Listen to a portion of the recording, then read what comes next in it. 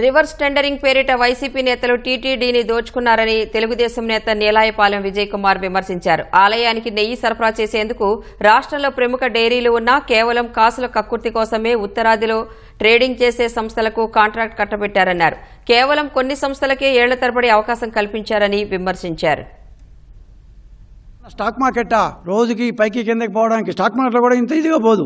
3 నెలలకే 1 కేజీకి 70 రూపాయలు పెంచి దాదాపు 10,25,000 కేజీలు వాడికి ₹1 ఎక్స్ట్రా రివర్స్ టెండరింగ్లో వేసిన వాళ్ళకి 4,10,000 రూపాయలు ఇచ్చారంట. 3 నెలల్లో కేజీ 70 రూపాయలు పెరిగిపోయింది. సో ఏ రకమైన ఇది లేనిది 60 రూపాయలు లీటర్ అయితే ఫుల్ ఫ్యాట్ కంటెంట్ ఉన్నది 80 రూపాయలు 75 రూపాయలు తక్కువ అయితే ఏ పాల డైరీ సప్లై చేయట్లేదు. అట్లీస్ట్ ఆంధ్రప్రదేశ్లో తెలుగు రాష్ట్రాల్లో వీళ్ళకి ఎక్కడి నుంచి 300 రూపాయలకు 310 రూపాయలకి ఎక్కడి నుంచి వచ్చేస్తున్నాయి.